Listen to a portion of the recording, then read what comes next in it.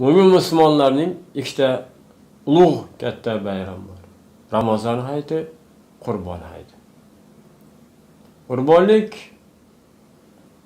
Qurbon hayiti kunlari ibodat niyati bilan qo'y, tuya, echki yoki mol so'yib amalga oshiriladigan ibodatdir.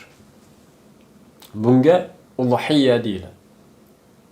Ya'ni Qurbonlik islomdagi mol vositasida bajariladigan ibodatlardan hisoblanadi. Alloh taolo ihson etgan borliqqa bandaning shukronasini bildiradi. Rasululloh sollallohu alayhi vasallam hadis shariflarida shunday marhamat qiladi. Odam o'g'li uchun Qurbon hayiti kuni Alloh yo'lida qon chiqazish, ya'ni qurbonlik qilishdan ham sevimli, maqbulroq amal yo'qdir deydi. Shubhasiz, u so'yilgan jonli qiyomat kuni shohlari, junlari bilan guvohlikka keladi deydi.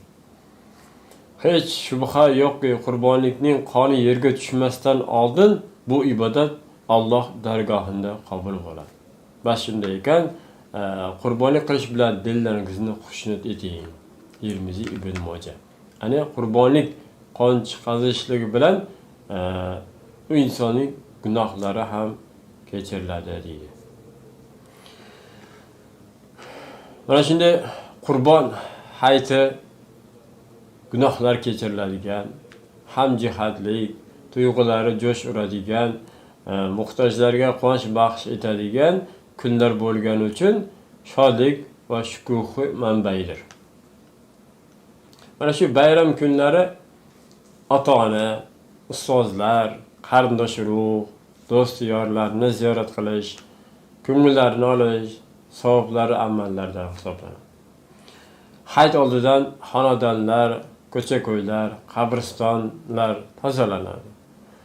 Turli pishiriq taomlar tayyorlanadi. Bayram kunlarida barcha birdek chiroyli kiyinadi. Bolalarga yangi liboslar olinadi. Hayit namozidan keyin kichkintoylarga shirinliklar, sovg'a-salomlar, hayitliklar ulash bilan mana shu murg'ak ko'ngillariga bayram ruhi, shukuhi singdiriladi. Qurbonlik go'shtidan muhtoj, yetim yesir, beva bechoralarga ham ihson qilinadi. Mana qurbonlik uchun 5 yoshga to'lgan tuya, 2 yoshga to'lgan qaramol, 6 oyga to'lgan qo'y, 1 yoshli echki qurbonlik qilishga yaraydi.